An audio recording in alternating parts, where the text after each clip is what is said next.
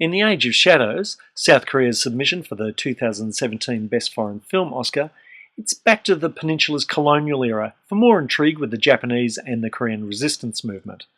And just as Kim Jee-woon is a different director to Park Chan-wook or the popular but dull Lee Jun-ik, so The Age of Shadows is a different film to The Handmaiden or Dongju Life of a Poet.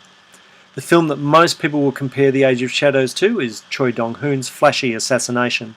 But this is a more sustained film, and while it does stir nationalist sentiment, it doesn't do it at the expense of international appeal. At the centre of the film is Song Kang-ho, who gives one of his best performances since Memories of Murder.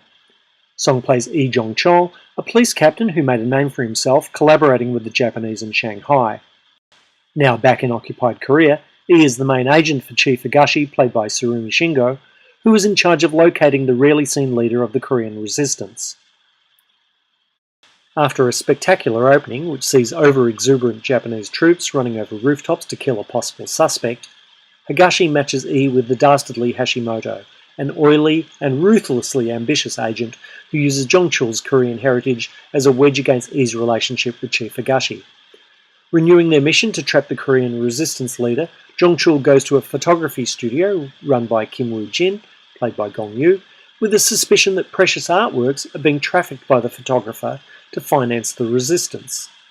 While Hashimoto keeps edging Jong-chul out, Woo-jin becomes part of an alluring offer to bring Jong-chul into the resistance operation.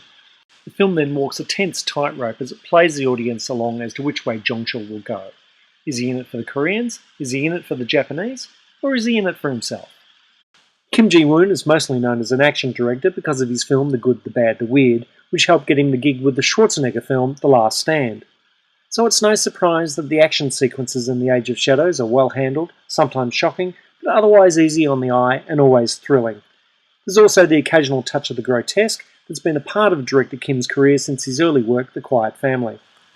But what helps this film substantially is not only Kim's skillful adaptation of a script by E.G. Min and Park Jong-dae, and it's not just all the bullet-flying action that goes on, and there's a lot of it, but it's Kim's ability to generate tension throughout the film's more slow-moving scenes. In particular, I'm thinking of a brief moment when, after leaving Higashi's office, Jong-chul is isolated in the frame, walking alone, and Kim highlights the loneliness of the collaborator. Both this and the film's art trafficking angle recall John Huston's The Maltese Falcon, and Sidney Greenstreet's line in that classic film, "I'm a man who likes talking to a man who likes to talk." Each dialogue exchange is expertly handled, and that makes this not just a series of set pieces strung together, but a sustained piece of work. The performances are strong across the board, though Korean actor Tae-gu cartoonishly overdoes it as the despicable Hashimoto. Of the 5 Japanese actors in the cast, it's Surumi in the pivotal role of Higashi who distinguishes himself in a clever, nuanced performance that could easily have been two-dimensional. And talking of two-dimensional, actress Han Ji-min must feel ripped off by her flat part as the mysterious woman of the revolution. She remains so unknowable that Han has almost no character to work with. While not a character per se, the music by a composer who goes by the name of Moog is an ongoing presence throughout the film. Whether it be the synthesized sound of ticking clocks or the full energized music that bursts through the shootouts and the final credits. Also expert in building anticipation is director Kim's choice of Ravel's Bolero for the major climax scene.